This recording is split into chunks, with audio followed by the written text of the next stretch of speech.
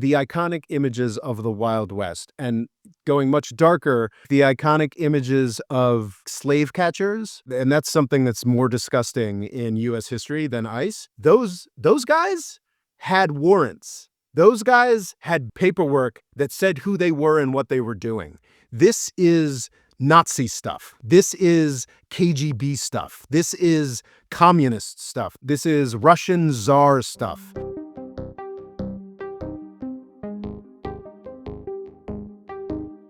Hello and welcome to the More Freedom Foundation podcast. I'm Murray, in charge of podcasting, and in charge of politics is Robert Morris.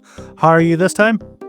I'd say I'm kind of darkly amused. How you doing? Maybe something similar. It's been difficult times.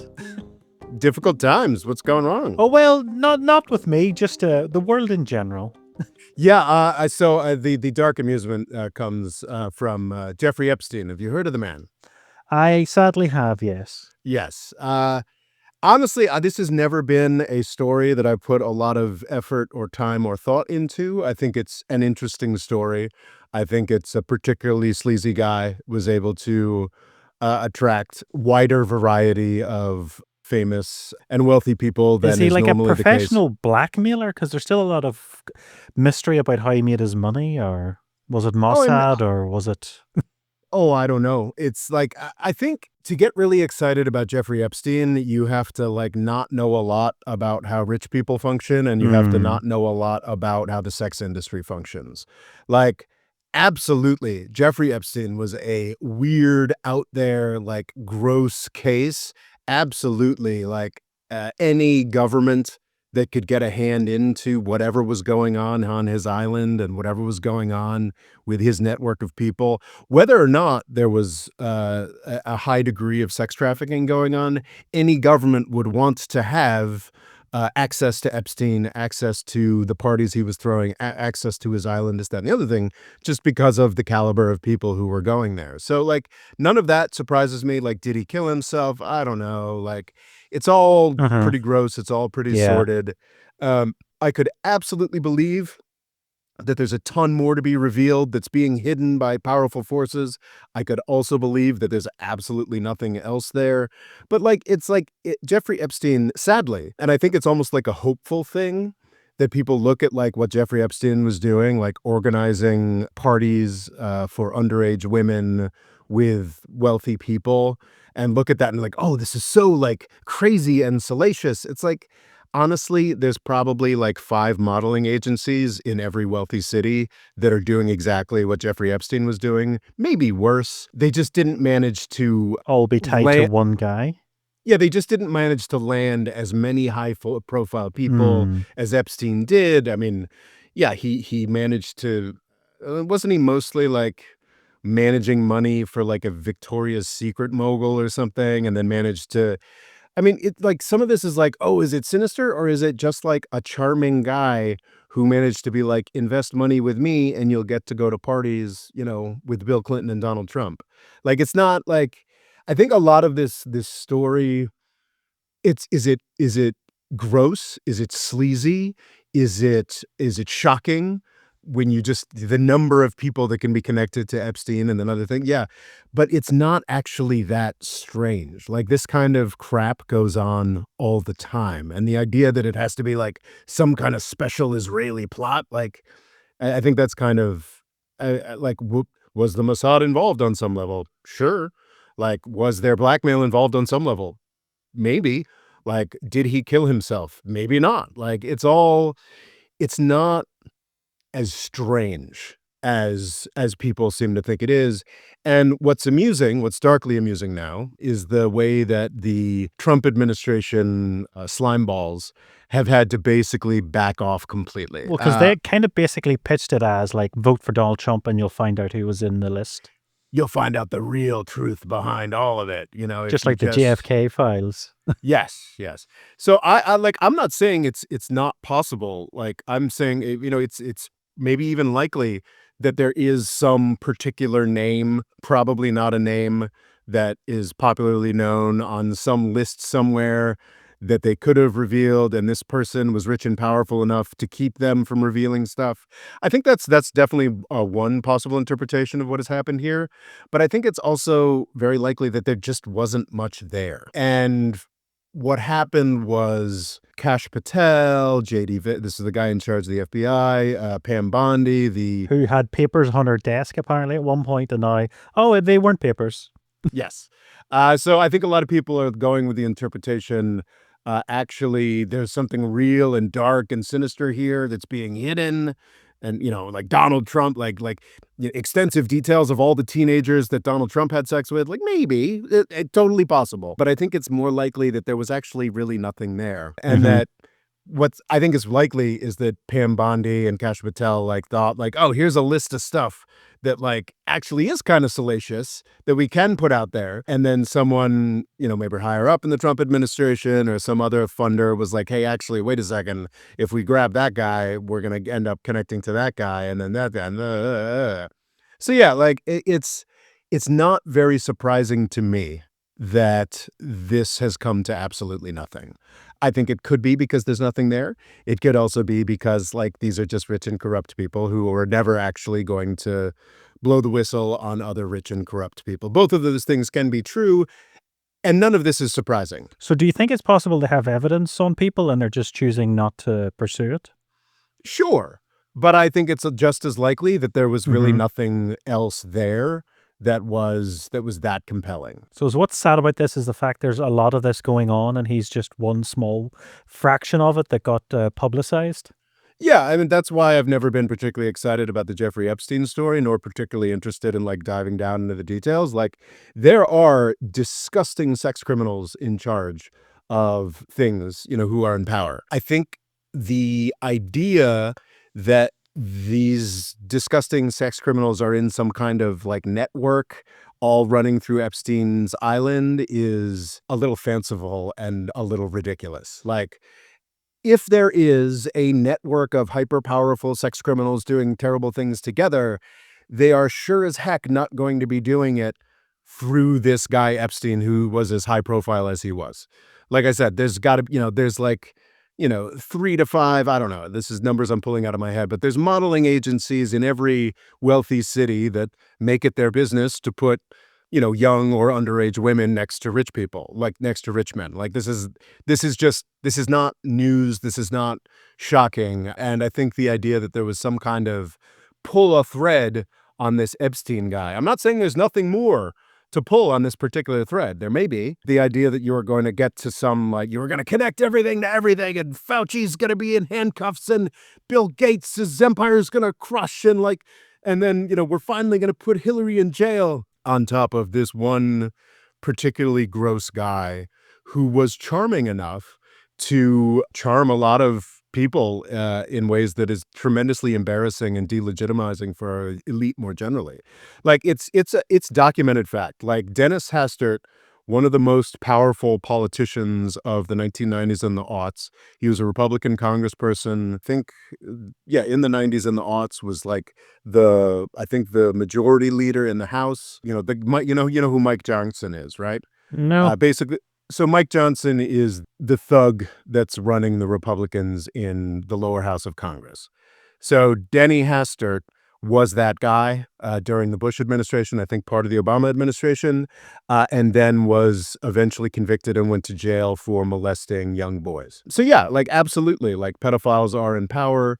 It's a disgusting thing. It's not like it's some magical story that you can just, and then all the window, everything becomes revealed. And for under either interpretation, whether the Trump administration just chickened out, or they're defending Donald Trump, or some wider conspiracy, or if there was nothing there in the first place, they are revealed as liars. Because I'm not so sure if it was Trump so much specifically, but J.D. Vance, Kash Patel, Pam Bondi. Yeah, a lot of his sort of hangers-on in his orbit. Dan Bongino, who I think is also highly placed at the FBI, or what did Dan Bongino get? A whole bunch of these characters who raised their own personal profile saying, we're going to go after the Epstein files, were always lying. It was sort of obvious. And this sort of parlays well into what the actual topic of He's today's a deputy director of the FBI. Dan Bongino, who's a famous Fox News personality and podcaster, Wow. who is particularly. I I think he didn't know has a. the I didn't know the people at Fox were so talented.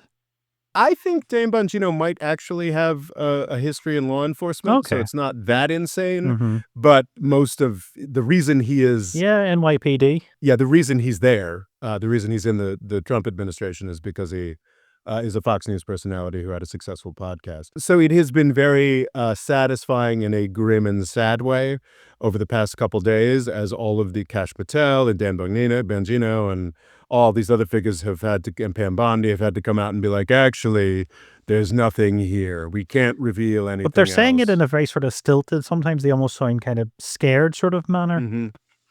Yeah, I mean, like, I guess you can put that like that darker thing. My having not looked into it because I'm like, yeah, powerful men have pimps that get them either underage or just younger women. This is not like news to me. So I've never really looked into the Epstein thing in much detail. I mean, sure, I've read the usual dozens of articles that everybody else has. So I Mm-hmm. can't say anything conclusive. It's entirely possible that there's this huge sinister plot and he was murdered by, Hillary Clinton and the Mossad and da da da. And I think that's entirely possible, but pretty unlikely, frankly. I just see this It's as sort also of, possible that it's still an ongoing investigation, so releasing all these potential suspects may be a bad idea. A bit like, when you find, those pedophile hunters, quite often they can ruin ongoing investigations into pedophiles. oh wow, yeah, that doesn't surprise me. I mean, the man is dead, and his accomplice is in jail, so I don't Also, know. they've tried to release stuff, but it's raised more suspicion because they were like, "Oh, we're going to show you the footage of outside the cell for the whole hour or whatever," and then it's like it turned out it's from like a different row, and the one very important minute is missing, and it's like, oh, it's made everything look more suspicious. Well, and I think they earlier on, before they sort of came down to the actually we've got nothing more to say. They were releasing documents with big fanfare, and then the reporters who had actually been following this for years were like, "What are you talking about? Like, we already have copies of these documents, and the documents you're giving us have more blacked out than the stuff we already have publicly." Yeah, they're Yeah, redacted. so it's like it's a clown car, and this has always been a clown car. Obviously, he was close to powerful people who protected him the first time around. Like, I'm not saying any of this isn't gross. I'm just saying that, like, imagining that Epstein was like at the center of something that was like dramatic. Epstein and his network was different for a variety of reasons, mostly the high profile people that were sort of ensnared in this, how wealthy he was. Like, there are tons of pimps like Epstein, right? Essentially, none of them manage tens of millions or I mean, was it up to billions of dollars that he managed? And almost none of them get to live on beautiful Upper East Side Hmm. Manhattan residences. Most of the people who are supplying the powerful with young women are much, much younger. This is not like news. This is not like, everyone's like, oh, was Elon Musk like really, how close was Elon Musk to Epstein? And like, I kind of believe the stories like, yeah, they were in a picture together once at a party and it's nothing I was think they going on. kind of just moved in different circles. Yeah, but as we covered recently, like, like Elon Musk was introduced to like a 21-year-old actress who became his sort of fiance girlfriend for, years and years and years. And this was absolutely not through Epstein. This was through some other Epstein equivalent that we never hear about and we'll never hear about. It's like, who introduces the starlets to the moguls? Like, this is like a very established dynamic. And yeah, Epstein seems to have really loved going underage or going younger or whatever. But like, the whole like modeling industry, like, these women are, start out being on top on like covers of magazines at like 14, 15, what have you. And you just look at some of their biographies, like, yeah, they are like dating much older men, like when they are 18, like might have happened before that. Like, so it's like, this is like a tremendously, so everyone's like, oh yeah, Elon Musk had nothing to do. Yeah, I don't think Elon Musk had anything to do with Epstein, but he was totally, dating a woman half his age, gets to meet, like women in their early 20s, which is that really like that much better than late teens, So it's like, I just feel like there's a great innocence and a great assumption that the world is a better world than it actually is Hmm. if you're getting really, really, really like crazy about this Epstein thing. And I guess it's good that this Epstein thing of like people, yeah, it's effing gross Oh yeah, yeah. that like the Prince Andrew was cavorting with 16-year-olds or whatever the hell he was doing. I mean, it's horrific. But you know what? I think Prince Andrew's like, Jesus, the other island parties I go to with 16-year-olds, like, damn, I wish I hadn't gotten so close to this Epstein character because I'd never have this problem in, the islands in Greece or whatever, So it's like, yeah, I feel like people are, and I think what the MAGA people did is very unfairly, and just lying, frankly, sold this as if it were some skeleton key that was gonna unlock Well, everything. conspiracy theories like the whole QAnon thing, QAnon seems to be like a magnet for every other conspiracy could just slot into it. So it's a bit like, oh, you think what is it? Who's the one JFK Jr.? Who was the man that kept thinking was going to come back? That died in the 90s. Yeah, sure. Yeah, no, that's a very sad story and very close to the hearts of, yeah, JFK Jr.'s wife is like a style icon that, I don't know, half the women, not half, but a significant percentage of the women that I am friends with in New York still, have up on their Instagram or whatnot. But yeah, no, that was, John F. Kennedy, the president who was assassinated in 1963, had a very photogenic son, JFK Jr., Hmm. who was basically, taking his first steps into politics and whatnot in the 1990s, had this extraordinarily attractive and glamorous wife, the true, like, second coming of Camelot that was very exciting to baby boomers and even to people down to be my age. And then he decided to fly his private plane into a storm Oh and, God. yeah. So, yeah, I mean, that's obviously and there's actually a guy who is like a semi-celebrity who essentially he doesn't say he's JFK Jr., but It's heavily everybody takes implied. yeah, it's all Yeah, pretty because there's that gross. conspiracy theory that he was going to come back, and basically any other conspiracy theory outside of Bigfoot was allowed to be like, oh yeah, if you vote for Trump, it'll come true, and yeah, yeah, we'll release the JFK files and we'll release the Epstein files, and as soon as they're in power, it's a bit like, yeah, maybe we'll go to war for Iran. Yeah, Forget about all exactly. this other nonsense. Certainly the theme of the first months of the Trump administration, I guess we're now, gosh, we're what, 6 months in now? Yeah, just shy of 6 months in. The big theme has been betrayal, has been serial betrayal of the promises that he was elected on. We've certainly, this Unless is, it was immigration, yeah, yeah, no, he's following up on that one anyway. and Um, he's multiplied it by 10. that's certainly a grim aspect of this we'll get into. But, Epstein, pure betrayal, war in Iran, as you already mentioned. Hmm. This is, he was gonna be the anti-war one, and I think we're basically But still. I was Hmm? hearing, is it Rob Macbeth? Because he is Mhm. very good for just like nuts and bolts stuff on military. And he was saying, Ryan Macbeth, yeah. Ryan Macbeth, Mhm. apologies. He was saying that the war with Iran has caused shortages for Ukraine, which is in like an actual war. And it's also put shortages on America if it's ever in an actual war with China. And it's Yeah, of just like, course, yeah. it's just outstanding because he was like, oh, my cabinet's looking bad and I might get kicked out. Yeah.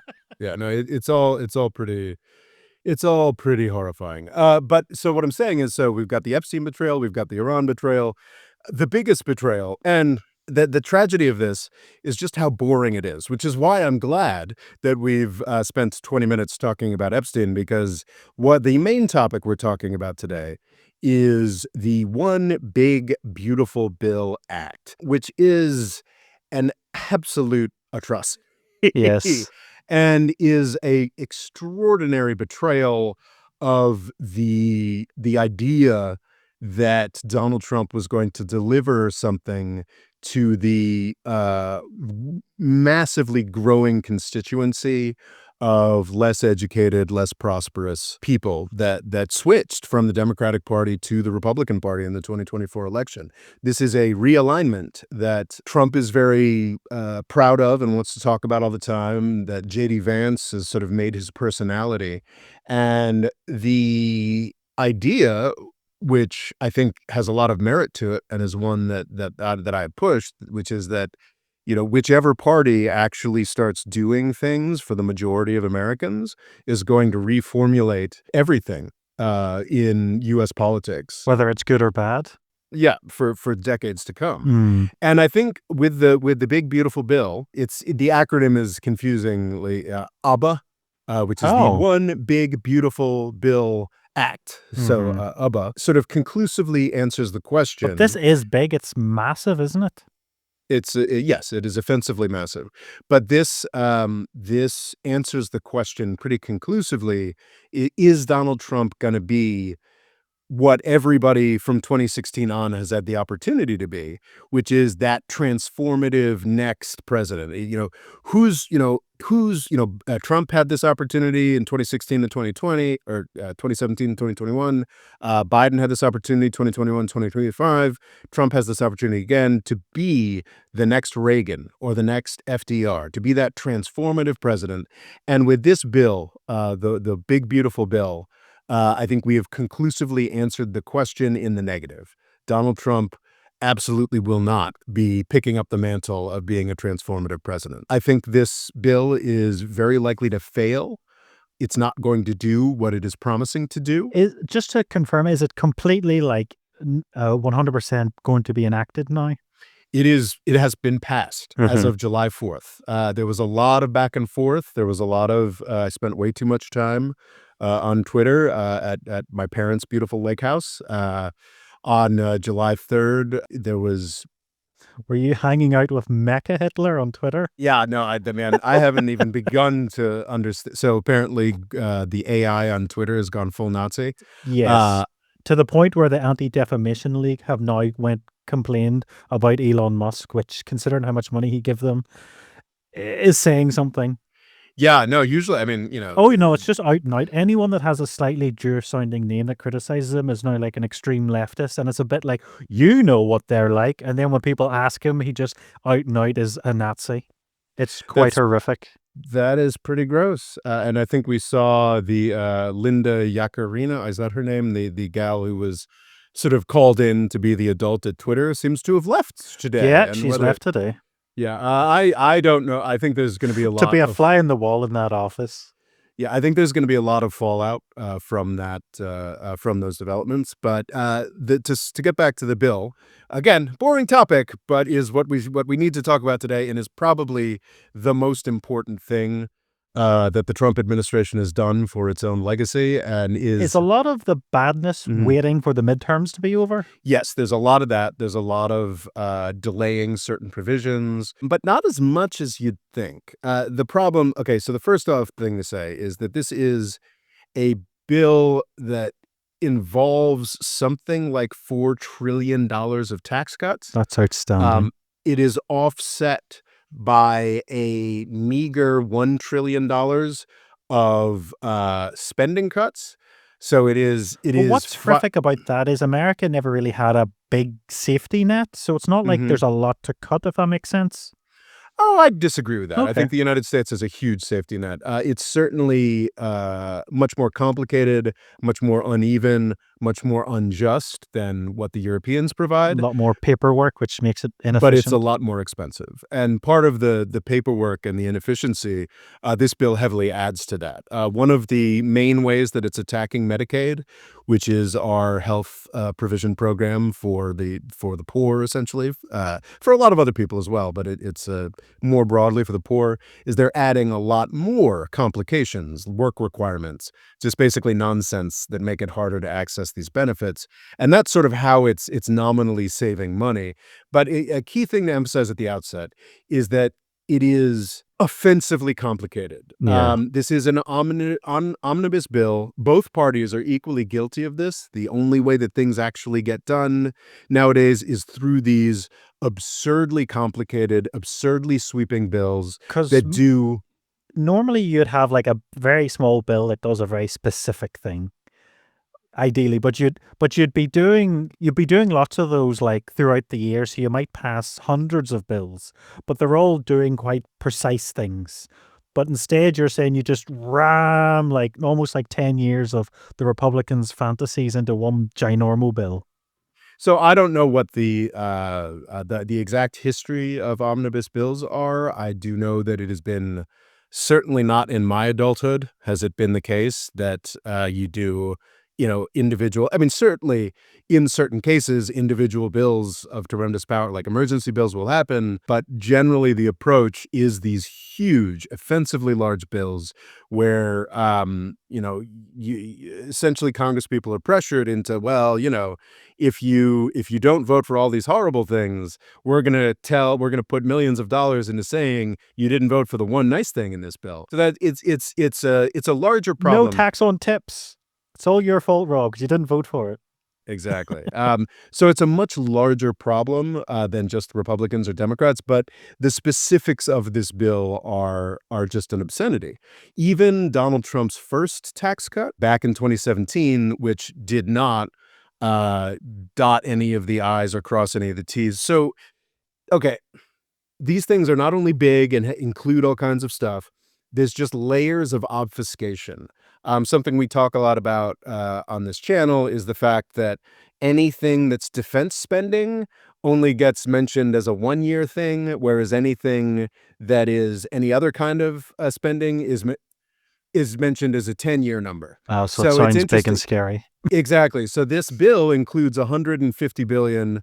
If you take some of the Department of Homeland Security stuff and add it, you've got like $220 billion worth of defense spending in this bill that happens much more quickly. Happens over the next 3 or 4 years versus the other provisions that happen over 10 years, which is just that's one really screwed up thing that happens here. All of these numbers are projections. All of these things are guesses.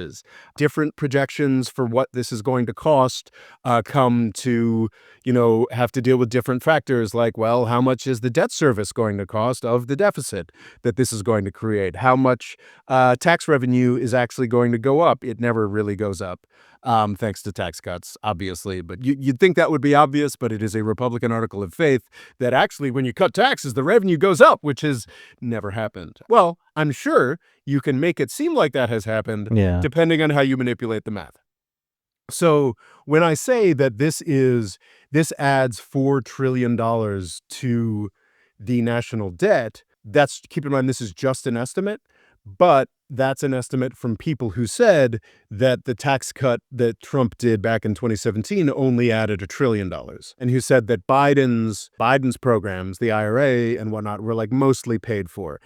I think I like before somebody rebels at that. I think it's pretty clear that the IRA was not paid for, the Inflation Reduction But Act, also, it because didn't of get finished, if I'm right. well, you never finish these Oh, okay. things. That's the I mean, because as I'm saying, because that time mismatch, like some of the provisions, the defense provisions, are basically instant gifts to the Pentagon, as usually happens. Though they're only called $150 billion. Though, if you were honest about it, if you calculated what's being done here the same way that like what the tax cuts are, like actually this is probably like a $1.5 trillion gift to the Pentagon because the Which is what the Pentagon had during the Iraq War. no, they didn't have that much money during the Iraq Oh, War. I thought they had close to a trillion. Sorry. Well, maybe by inflation adjustments it could. But so this is the year where in raw numbers, because of this spending bill, that or 2026 is the year where we finally get over $1 trillion for the first time. Wow. Like raw numbers.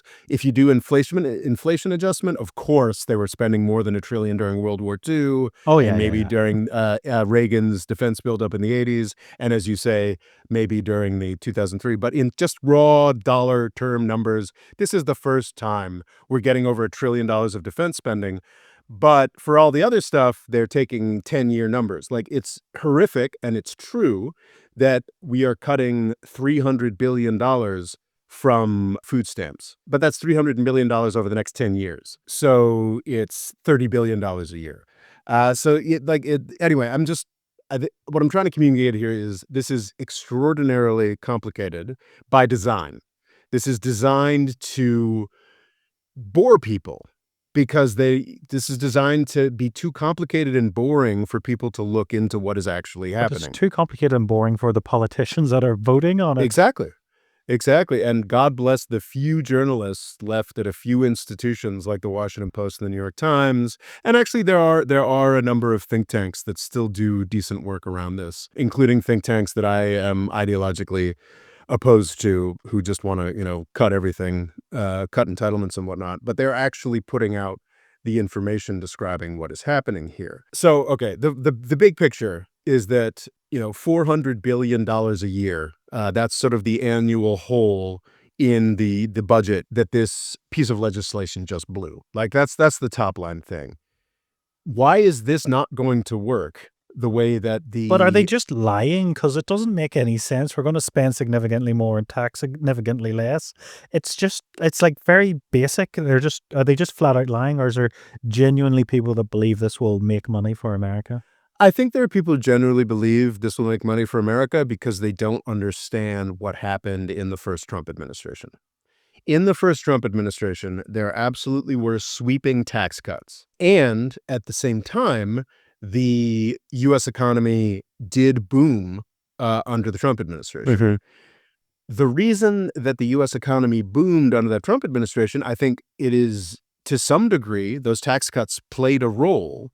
But I think most economists would agree that more importantly, the federal government spent a ton of money Mhm. on the But poorest wasn't the economy Americans. doing quite well as Trump came into power? Well, I think the Democratic answer would be like, yes, of course, it was amazing.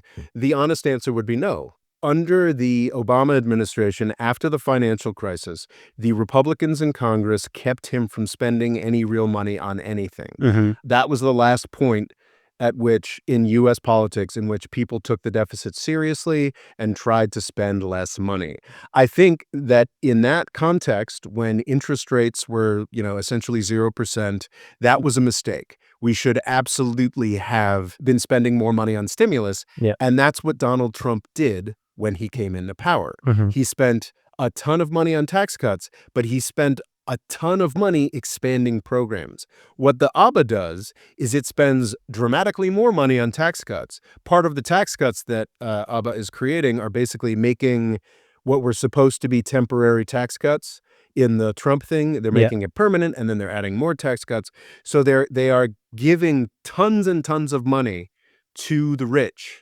And they did that back in 2017 as well. But what they also did in 2017 was basically unleash the floodgates of stuff, of money to the poor, to the middle class, to everybody that had been backed up by the Republicans for 8 years of Obama. So when they unleash those floodgates, and as we've discussed before, rich people get a tax cut and they buy a private island, or they just put it in savings, or they do something else, then it doesn't actually do stuff. Poor people get a tax cut, middle class people get a tax cut, or get a subsidy, or get a program that helps them, and they pay off their debt, Oh, and yeah. they Well, the poorer you use it. are, the more money you spend as a percentage. Exactly. They instantly So the put middle that money class will back do a in. bit, they'll save a bit and spend a bit, while Yeah. the poorer you are, it's like, I'm struggling just to keep afloat. So Trump absolutely, with his 2017 tax cut, did a smaller version of what he's doing this time around, which is give more money to the rich to, buy gold bars to sit on private islands. But what he also did was he motivated with that 2017 package, and actually all of the spending packages throughout the Trump administration, was he mobilized 50 million, hundreds of millions of individual spenders, which is basically distributing money to the poor and the middle class in the United States. And that led to success. That made the Trump administration more economically successful than the Obama years before that for a broader slice of the American public. And, people were not delusional when they said, things were better under Donald Trump than they were under Obama, and certainly better than they were under Biden's inflation. That wasn't actually delusional. And the reason we now know that Donald Trump will not be the transformational president is that he has failed to learn the lesson of his own first administration. he has done a much bigger version of subsidizing gold bars to sit on private islands. And he is, in fact, not given any more money to the poor or the middle class. What he has done is he has actually dramatically he has sliced $1 trillion. So that's, over 10 years. So $100 billion a year has just been stripped from the poor and the middle class. That means food stamps. Food stamps. So, I mean, talk about the classic example of money that is instantly spent. Like this is So money how that do food stamps work? Because if you're unemployed, you just get money here. Is it literally like a coupon that only can be spent on certain food? I think it can be spent on most foods, and you'll have a periodic puritanical outrage cycle in the United Hmm. States with like, oh, food stamps have been spent on Coca-Cola, and we don't like that. Yeah. Basically, yes, if we were a saner, more generous system, we would just give poor people money that they could use for what they wanted to use. But no, it's well, we can only use it for food. So it is I think it's run by the U.S. Department of Agriculture because nothing. I mean, the U.S. government is not the only one where nothing makes sense. And it is, I think it used to be actual stamps, but now it's like sort of a card. Yeah, yeah, yeah. Is it WIC or is that a different program? Anyway, it is an actual card, and you can only use it at grocery stores or only at certain grocery stores or what have you. But like the food stamps is what I was talking about, like the instant goose for the economy, right? Like that is federal money that goes to poor people that instantly spend that money and shoot it into the economy and goes to wages and it goes to the companies and it circulates instantly. And this bill cut that by $30 billion a year. So Wow. Donald Trump is not just. This is a key thing that's not being emphasized. Like Donald Trump isn't just cutting the heels out from under a lot of people that voted for him. Josh Hawley, despite the fact that he voted for this, a Republican senator has pointed out, like, yeah, like this is an attack on our base. He's also destroying his potential for any kind of legacy. So he's not going to be the transformative president. And thank God, because I mean, imagine if the guy who was building an American Gestapo, an American secret police for the first time, was also the guy who got to be the new FDR and figured out how to make U.S. government work. Yeah. Is this as big as FDR, what FDR did, but sort of in reverse? That would overstate it, I Okay. think. Well, it's just really hard. First off, the numbers are so different now, like the Mm. dollars, and I'm Oh yeah, sure yeah, it's hard to compare. you could do the math, but also we're talking about a century's difference here. It's such a classic thing and I fell for this for years. It was like, FDR's New Deal, LBJ's Great Society, like that didn't actually do anything. Look, there's still poor black people in the cities or something along those lines. It's like, well, actually, there's a lot of other reasons why there's still poor black people in the cities. Chiefly the fact that a lot of these programs like intentionally left them out. But also like it completely ignores like in the 1930s, like I think still 25% of the US public still lived on farms. A lot of people didn't have running water, like not most, but a lot of people didn't have electricity. Like Hmm. the New Deal and Great Society programs, like brought the United States to a different and much higher level of development. And just like, oh, there's still crime and poverty in Hmm. the inner cities was like such a tiny So problem. essentially brought a lot of Americans into the 20th century. Yes, exactly. Created, frankly, like the idea of what 20th century prosperity. Plastic and Yes. electricity, to quote Woody Guthrie. Yeah, there you go. No, this is definitely not as transformative that. And I do want to say, like, this is not, I think there's a lot of emphasis. Like, okay, there are aspects of this that are effing horrible. Like, I can't believe we're now at $1 trillion, wasting $1 trillion a year on this military machine that just loses wars everywhere. It loses to But also, Yemen. it's not all Yeah. those other examples you gave. There was like either you're building up for the Cold War, World War II, or you were in active wars, while the US isn't really in any Well, we're trying to wars. be. We're doing our Yeah, damnedest. yeah, yeah. But America's always trying to. And I would say we're in wars for sure. I Hmm. mean, we're constantly bombing Somalia. We're constantly bombing a variety of places. Still, I mean, we're in a permanent wartime Hmm. state. One of the most optimistic things about how financially ignorant this bill is it really is legitimately. I can't remember if it was Moody's or one of the other ratings agencies that had sort of stuck by giving the United States a AAA rating or whatnot, that over the past couple months, they've actually knocked us down. I do think we could actually get to a point where U.S. institutions, foreign institutions, and even the Federal Reserve stop buying U.S. debt. And that could facilitate a crisis where we actually take a look at what really is valuable to us and just eviscerate the Pentagon. So that's a positive possibility that I can look forward to. See, Trump is the peacemaker. He's just There got a you long go. plan, Just a really long, using their nature against them. Trump's plans are measured in centuries. Yes. Okay. But I do think that this bill is evil. This bill is fiscally insane. This bill is incredibly counterproductive for Donald Trump's own program and legacy.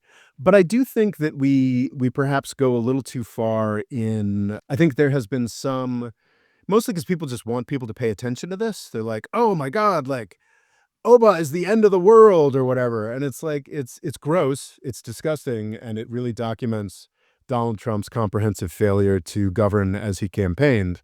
Sort of completes the trifecta, the sort of Epstein, Iran, and this bill. But like, I think we're probably just going to continue limping on. There's going to be real pain to Trump's base. Because is it 12% slash in Medicaid?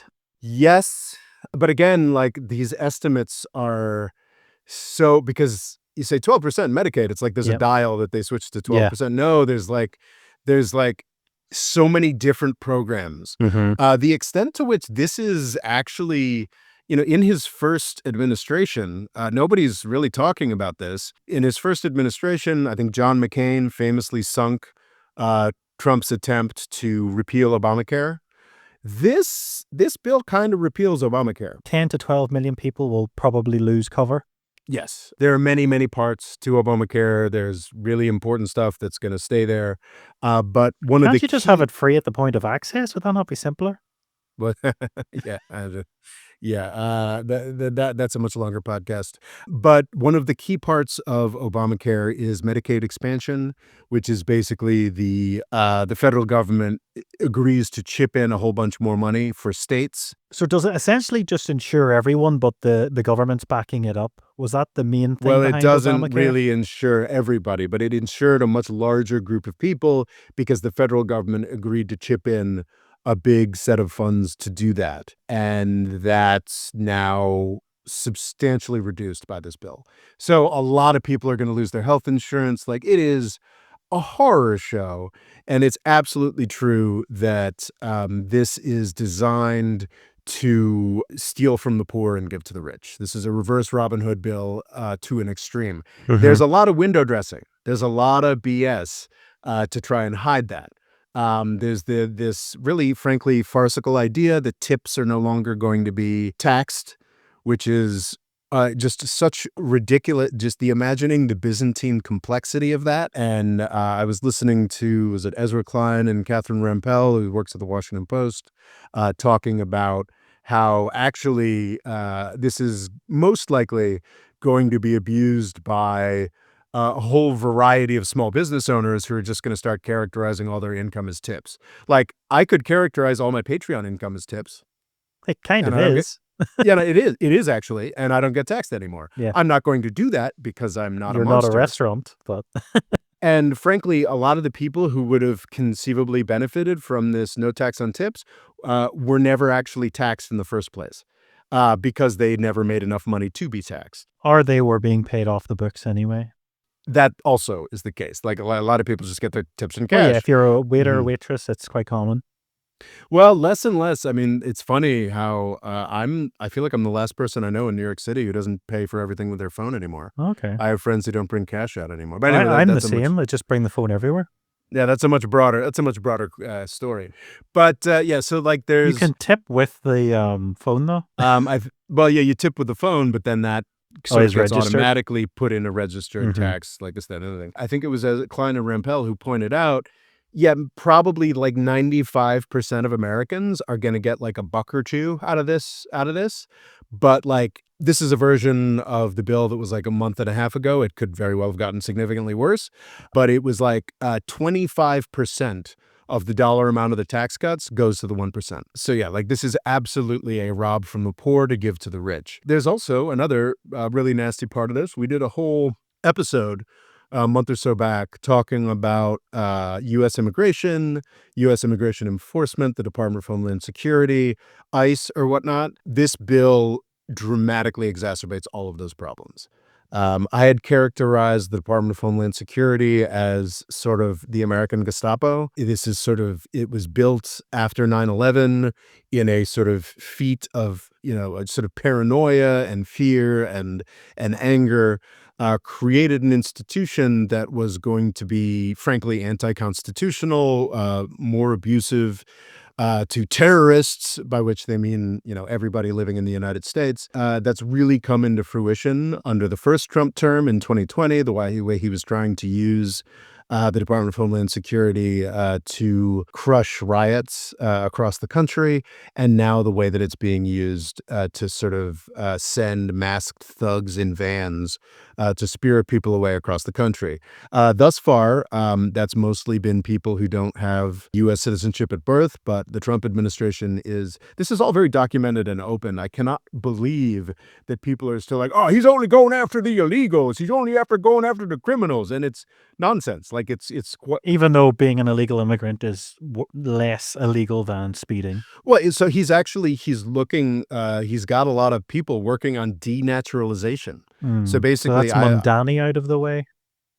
Yeah, well, exactly. I mean, I think that would be, despite some inbred hick congressman from Tennessee suggesting that, I don't think Trump would go that far. Okay. Not this. Well, see, that's the thing. I don't think he'd go that far this time around. And I think that's the direction we are heading. We absolutely have gone after permanent legal residents of the United States who said stuff about Israel and Palestine. Those folks have absolutely been targeted for their free speech. So we are already tumbling down the slippery slope here. And what this bill does is give $150 billion more dollars to the Department of Homeland Security. This is $50 billion for concentration camps. Let's be honest about what they are. Alligator Alcatraz. Yes, detention facilities. This is an instant gift of $50 billion, not over 10 years. Maybe it's over 4 years. They'll have the money to play with as long as they need to build out these facilities. That's $50 billion for that immediately. So that's what you've talked. So that's 50 billion just for this year. Or Well, I 150? think it's over the next 4 years. Okay. But it's basically however much they, So enough to keep Northern Ireland ticking over for 10 years. Really? We That's the get budget between of- 10 to 15 depending on the year. So yeah. That's And extraordinary we're amount of quite money. expensive because of our security budgets and stuff. So the Department of Homeland Security, thanks to this money, is now in the top 10 militaries in the world, Yeah. which is pretty offensive. It's essentially a branch of the military at this point. Yeah, well, it's the branch on top. This is the SS. Famously in the German 1940s regime, there was a variety of police forces and military forces, and then there was the secret police on top, the SS. It's a bit like the Revolutionary Guard in Iran. Yeah, a little bit. Yeah, it's the SS. It's the Gestapo on top. I mean, this is common throughout. It's like, I'm sure there's cops that are doing deportation stuff that don't really like it, but it's like, it's a job.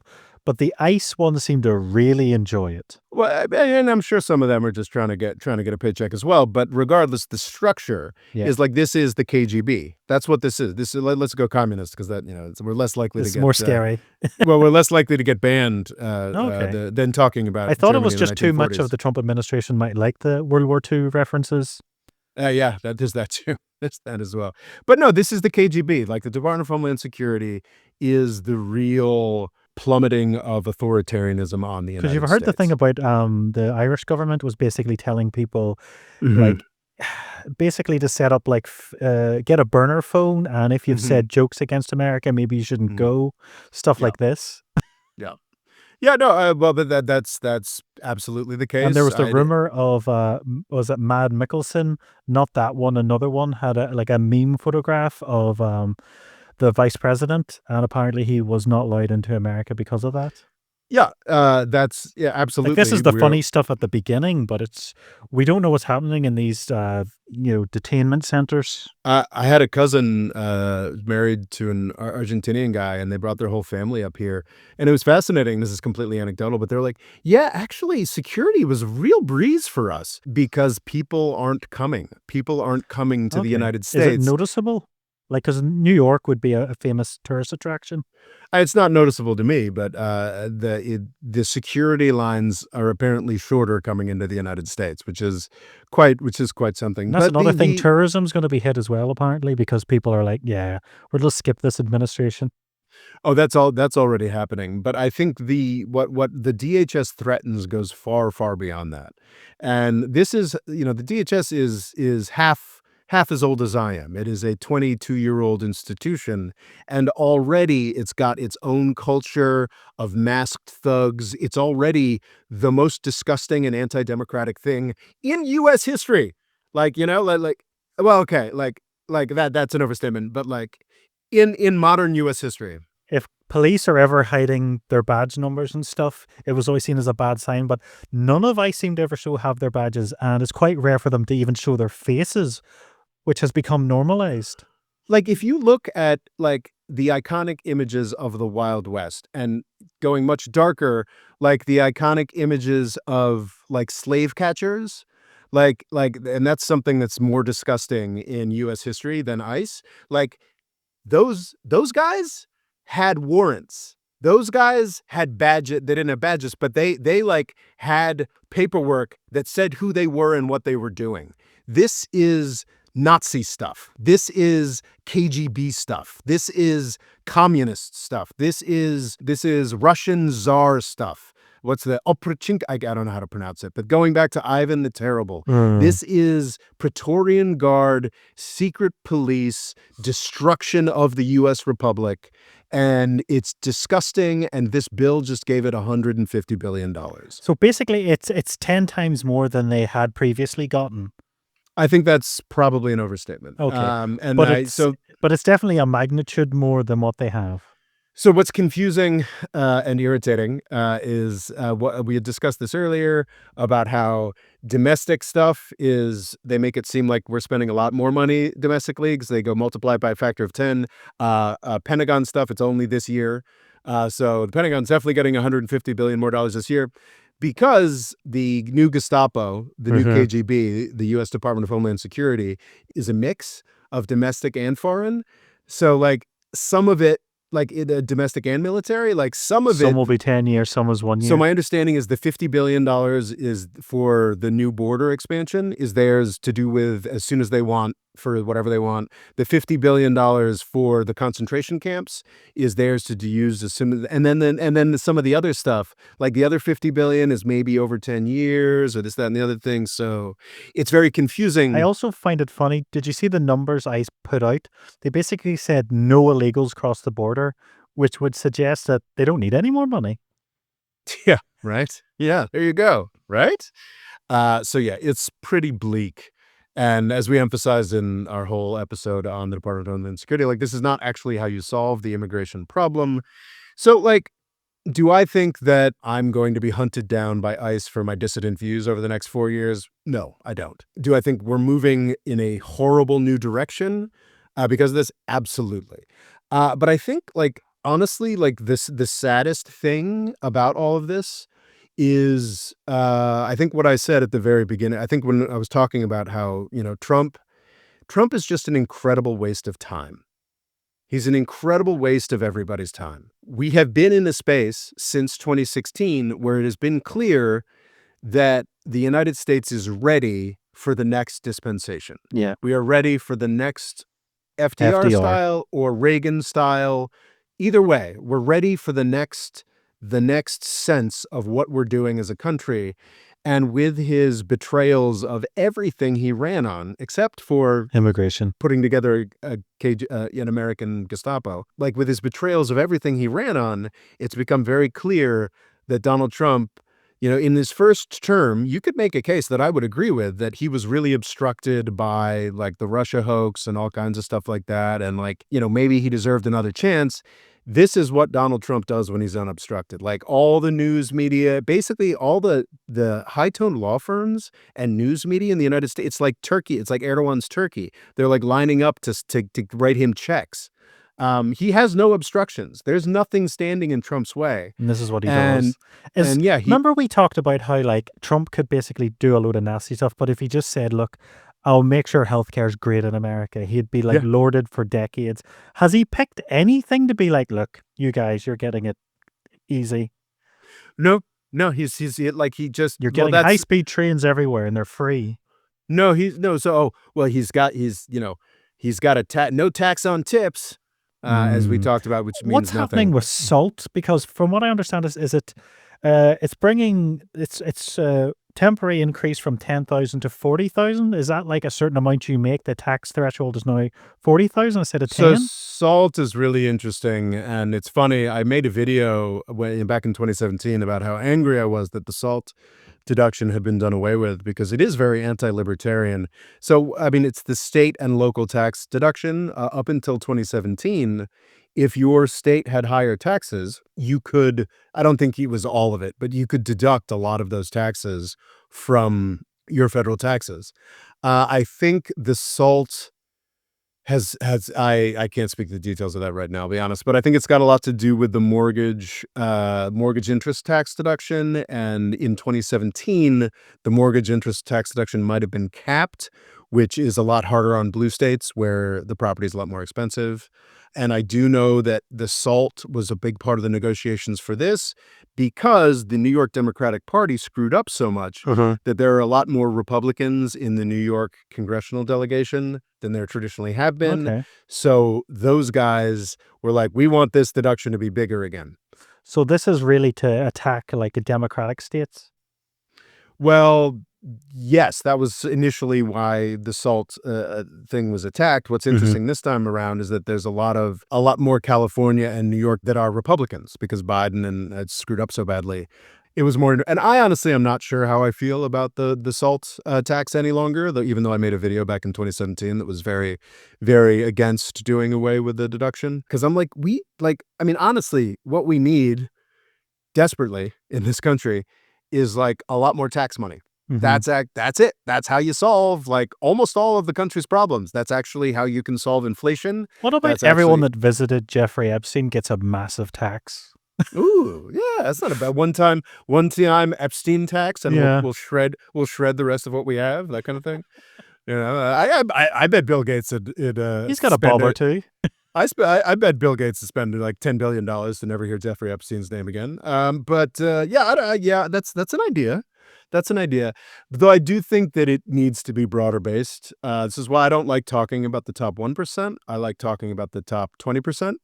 Because I'm definitely in that top 20%, and I gotta tell you, like, I was just talking about this. I have a cousin, she's just about my age, sort of 45 or whatnot, and we were talking to, one of our cousin's kids who's, like, 19, 20, and I was like and we were both just like, "God damn, like, you really missed the golden age." Mhm. Like, it was amazing to be, like, in the top 20% of the US income distribution between, like, the 1990s and, like, say, like, I don't know, well, 2008 or even, 2016 or what have you. Because yeah, like, the world was our oyster or whatnot, and I think there's this really dangerous idea that everything can be fixed in the United States if we just go after the one percenters. And I Mhm. think, yeah, if we like went really hard on the one percenters, we could solve a lot of our problems. But I think we need to get back to a much more equal and just society. And I think that the top 20%, people like me, frankly, like have to lose out a little bit as well. I'm not saying like we got to like do wealth taxes on everybody forever or anything. I'm saying like up the income tax like 5-10%. Like it's amazing, it's shocking how little. And give the IRS a bit more Yeah, power. it's shocking how little well, that by giving the IRS $8 billion a year more, Joe Biden solved so many problems. Like, I know people who just had, wealthy people who just hadn't bothered to file taxes for like a decade, who like went and filed all their taxes and got good because all of a sudden the IRS was actually going to have, come Okay. after you again. And now Trump has removed that money from the IRS. So I think that's he's over. removed even more than there was Yeah. before Biden got Yeah. in. So yeah, like it's what's funny, and I think Ezra Klein and Rampel on Ezra Klein's podcast had mentioned this, was that at one point in the discussions of this bill, Trump sort of looked at some of the math and was like, "Hey, why don't we tax some rich people?" Which a lot of people were like, "Yeah, let's do that." And that was basically the most craven. I mean, there is no more craven, bottom feeding, sleazy, useless, spineless creature than a Republican congressperson when Donald Trump wants something. Hmm. This was the moment. This was the moment when every Republican congressperson said, "Tax rich people? Are you out of your mind?" And it was basically the only point at which Donald Trump got any pushback from the Republicans in Congress was when he suggested perhaps we should tax rich people a little bit to pay for this. So yeah, I mean, the idea of like a Republican Party that is more for the working class has been utterly destroyed this week. The idea that like Donald Trump was going to do anything for his base was utterly destroyed this week. And yeah, we got a little bit closer to like a true red-blooded American Gestapo. So yeah, not there's so much more that could be said I'm about sure the we'll come back to this. I mean, it's dreadfully boring, Rory. So I don't know. We'll go talk about more sexy foreign policy stuff, or broad historical strokes. But it is important to know things about like the CARES Act, the Biden Infrastructure Act, the Biden Inflation Reduction Act. Like these are all tremendously important aspects of how screwed up the United States is right now. And sadly, all this act did was add more problems. Oh yeah, also it eviscerated the Obamacare. It also has like nuked a lot of the provisions of the Inflation Reduction Act, which was surprisingly, was Biden's huge environmental Yeah. act. So basically, all the subsidies that had been enacted to try to slightly green Hmm. U.S. technology to slightly, it was basically the flip side. Like we heavily tariff a lot of, and this goes back to Biden, a lot of green technology that comes from China. And sort of the point of that was, okay, we're going to tariff that heavily, but then we're going to subsidize solar panels and whatnot in the United States, even though it's not economic, but it's gonna make up for the fact that we can't buy the cheap Chinese stuff Yeah, but the anymore. Chinese do the same thing, so you could argue you're just sort of leveling the playing field. Sure, you could do that, but what's happened now is that we are holding on to we're keeping the tariffs, Hmm. and Trump has knocked out all of the Biden subsidies. Yeah. So basically, we're just this is just signing over the whole renewable energy industry to China, which is Or pretty Europe, dumb. or Hmm? Australia, or maybe anyone else. Because Yeah. America is always like a terrifying entity in any Hmm. industry. It's always Yeah. there, and it feels like Hmm. they're definitely doing their best to make sure future tech isn't going to be American. Yeah, that is. So it's just What do you think more about wasted the time. idea of social cleansing? The idea that they're Mhm. deliberately going to be making healthcare significantly worse, so just so many people are going to die. Yeah, I think that's a real possibility. I think that there's, I mean, you can argue that a lot of people were, that was sort of how COVID worked. A lot of folks who were more vulnerable to COVID were folks who already had health problems, and that's a man. I try to end these things on a positive note, Rory, and you're you're taking us all the way down. Yeah, I mean, there's something to be said for that. I honestly don't think anybody's thinking about this that deeply. Really? Because it seems like Yeah. big news. Like anything you're listening to about America is only Mhm. talking about this bill. Well, no, I absolutely think that this bill was a priority, but I just don't think that they've thought through the consequences of what they're doing to that extent. So will a lot kick in before the midterms, which could really destroy the Republicans before it, or So this gets to the complexity of the question, Rory, and I honestly can't speak to it.